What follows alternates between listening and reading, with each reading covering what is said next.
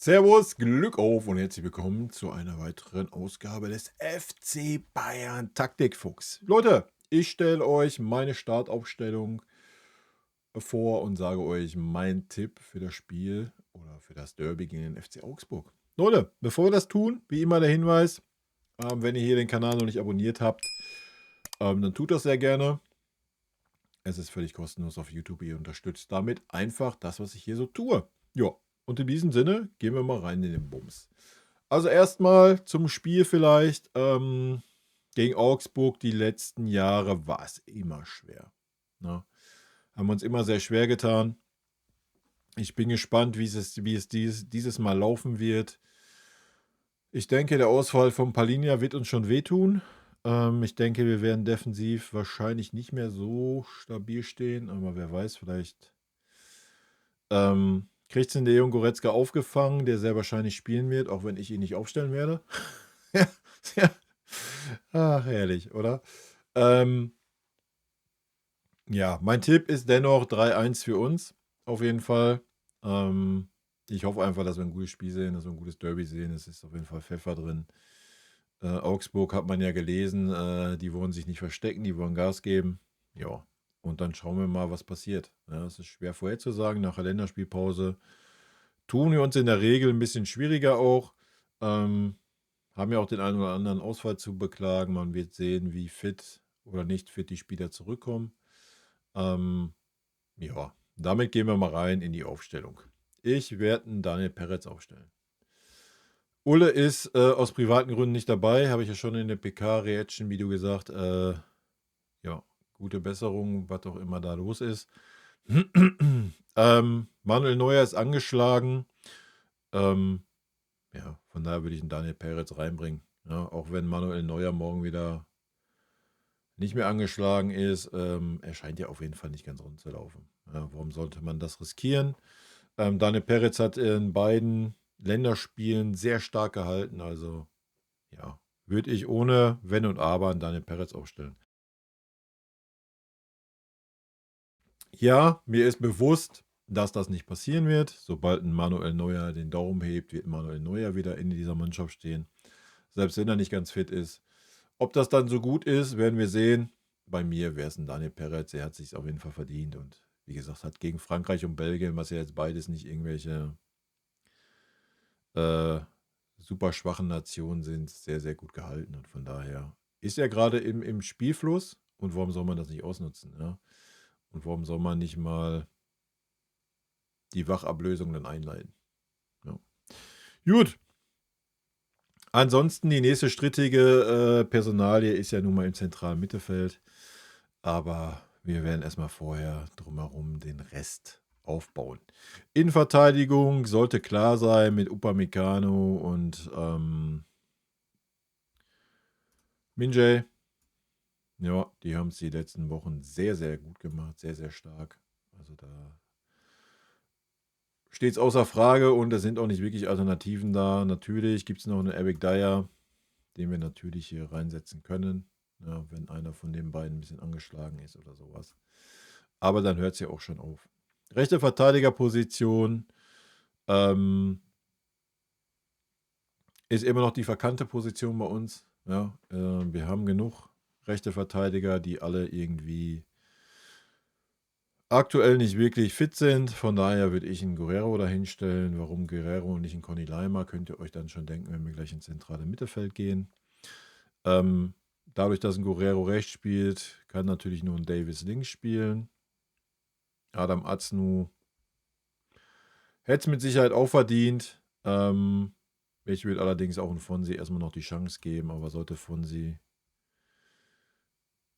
wieder so eine katastrophale Leistung bringen, ja, hätte ich keine Kopfschmerzen damit, den auch auszuwechseln und Nazno reinzubringen. Dasselbe gilt auf der anderen Seite für Guerrero. Ja, wenn einer von den beiden einen schlechten Tag hat, was ja sein kann, oder einer von den beiden ist auch ein bisschen angeschlagen, obwohl Fonsi ja gar nicht bei der Nationalmannschaft war, glaube ich. Ohne Bedenken würde ich da Nazno reinbringen. Ja, auch da, der war für Länderspiele, hat wieder starke Länderspiele bestritten. Hätte ich auch keine Kopfschmerzen mit. Gut. In der Mitte Kommen wir zum zentralen Mittelfeld. Sehe ich auf jeden Fall King Josua. Ja, ich würde ihn schon als den Sechser da mal hinstellen. Gerade weil das Zusammenspiel zumindest gerade am Anfang, so die letzten 2, 3 Spiele war es nicht so gut mit dem Guerrero. Da wäre es schön, wieder dahin zu kommen. Da war es aber auch ein bisschen was anderes aufgrund der Personalie von Palinja. Bei mir wäre Conny Leimer vorm Josua. Ja, ich stelle sie mal so hin. Und kein Leon Goretzka. Warum? Leon wäre natürlich die Alternative. Ja, Conny Leimer passt viel, viel besser in dieses System, Alter. Er war in Leipzig eine Pressingmaschine, durfte das bei uns noch nie wirklich mal zeigen im zentralen Mittelfeld. Des Weiteren hat er einen guten Schuss auch, kann den Pass in die richtigen Räume spielen, hat er in Leipzig gezeigt, hat er bei uns auch schon mal gezeigt, wenn er denn mal auf dieser Posi spielen durfte, was super selten war. Und ich fühle die Aussage nicht von Vinny, die er heute getroffen hat in der PK. Kann natürlich auch ein Strohfeuer sein, wer weiß. Der gesagt hat, er sieht ihn in der Verteidigung. Wie gesagt, also ich denke, man muss da mal Adam Aznu endlich mal mit ins Boot nehmen, der da als erste Alternative kommen kann und auch von der Bank kommen kann. Ja, und dann kannst du auch einen Conny Leimer ins Mittelfeld stellen. Selbst wenn das Bedenken wäre, könntest du ja immer noch sagen, ja, pass mal auf, wenn einer wenn der Rechtsverteidiger schwächelt oder der Linksverteidiger, ziehst einen Guerrero nach links, stellst einen Conny Leimer dahin und wechselst einen Leon ein. Ja, dass ein Leon dann die Position übernimmt. Aber ich würde auf jeden Fall mit einem Conny Leimer beginnen. Ja, das ist einfach eine Maschine auf dieser Position. Ja, und passt wie Arsch auf Eimer eigentlich in dieses Pressing-System, was wir spielen. Der könnte da so viele Bälle schon im Vorhinein wegarbeiten. Er würde diese Schwäche, die Kimmich halt hat, ja, aber sowas von ausgleichen auf dieser Position. Ich vermute fast, dass wir es nicht sehen werden. Es würde mich überraschen, wenn wir das so sehen würden. Ich würde es auf jeden Fall feiern. Ja. Gut, ganz vorne sollte auch klar sein, wir haben keine Alternative. Ja. Alternative wäre, wenn Harry Kane irgendwelche Wehwehchen hat, wäre Thomas Müller. Weil Mathis Tel auch ausfällt, wie wir gehört haben in der PK heute, hat einen Schlag bekommen bei der Nationalmannschaft, fällt definitiv aus für das Spiel. Gut, rechte Position brauchen wir, glaube ich, über nichts reden, oder? Da spielt ein Michael, da spielt bei mir immer ein Michael. Das von Anfang an, Feierabend. Ja, da haben wir natürlich die Option Leroy Sané, wenn da irgendwie Bewegchen sein sollten oder sonst was. In der Mitte sollte eigentlich auch klar sein mit Musiala. Ja, ich kann die ja hier mal so ein bisschen. Musiala hinter Harry Kane, der sich, wenn es nötig sein wird oder werden sollte, auch ein bisschen fallen lassen. Ich denke, es wird nötig, wenn hier Leon Goretzka anstatt ein Conny Leimer auflaufen wird. Ich halte Conny Leimer für den besseren Eröffnungsspieler, als es Leon Goretzka ist. Dann wird sich Musiala auf jeden Fall mal ein bisschen fallen lassen müssen. Das werden wir sehen. Alternative ist da auch Thomas Müller für Musiala, aber auch da könnte zum Beispiel auch ein Leroy oder ein Michael spielen auf der Posi. Ja. Man könnte die ganze Sache natürlich auch ein bisschen offensiver gestalten, indem man sagt, man zieht Musiala auf die 8, Thomas Müller auf die 10. Gerade wenn es darum geht, man möchte gerne im Derby einen Thomas Müller auf dem Feld haben, kann man das mit Sicherheit machen. Ja. Ich denke, es wäre ein Tacken zu offensiv. Gerade wenn Kimmich dann der alleinige Sechser ist. Ja, also ich glaube nicht, dass Augsburg sich so derartig hinten reinstellen wird, was ich bisher so von Augsburg gesehen habe. Die werden uns auch versuchen zu pressen und so weiter. Und da denke ich, ist es schon gut, wenn da nicht ein Thomas Müller bzw. Musiala auf der Achterposition ist. Aber das wäre natürlich für den späteren Spielverlauf eventuell eine Variante, die man spielen könnte, ne? Dass man Musiala einen nach hinten zieht und Thomas Müller vor ihn hinstellt. Ja, werden wir mal sehen. Gut, auf der linken Seite haben wir dann natürlich die Wahl zwischen Coman und Gnabry. Ich habe keine Länderspiele gesehen. Das ist eine 50-50-Geschichte. Sind beide jetzt nicht überragend, sind beide jetzt aber auch nicht schlecht. Von daher klicke ich mal Gnabry an und machen Coman als Alternative. Am Ende des Tages ist es, glaube ich, eher wurscht. Wobei man sagen muss, dass Gnabry, wenn Gnabry auf dem Feld ist, ein Alphonso Davies offensiver ist. Ja, weil sich ins Herz dann mehr fallen lässt, was so ein King nicht macht. Von daher würde ich schon einen Gnabry vorziehen. Wenn King auf dem Feld ist, ist ein Fonsi nicht so offensiv und spielt dann oft den King an, der den Ball dann wieder quer nach hinten schiebt, der super selten da bisher Richtung Grundlinie geht. Aber vielleicht wird das ja auch noch ein bisschen besser. Wir werden es sehen. Das wäre meine Startaufstellung, Leute. Ja. Ja.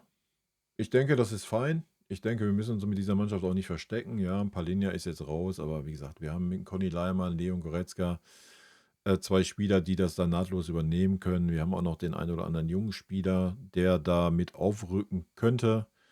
Nochmal, wir können auch sagen, wir ziehen Musiala zurück als offensiver Achter. Kimmich muss sich da ein bisschen zurückhalten, mehr in der Defensive aktiv sein. Das würde gehen. Man könnte ganz wilde Sachen machen mit einer Dreierkette, wenn man Musiala eher nach hinten, eher auf die Position des offensiven Achters stellt, sodass man in der Mitte noch einen Eric Dyer hier stehen hätte. Auch solche Dinge könnte man machen. Wird natürlich alles nicht passieren. Meine Prognose, also das wäre meine Aufstellung, wie ich beginnen würde. Meine Prognose wird natürlich sein, dass Manuel Neuer im Tor steht, dass ein Conny Leimer als Rechtsverteidiger spielt.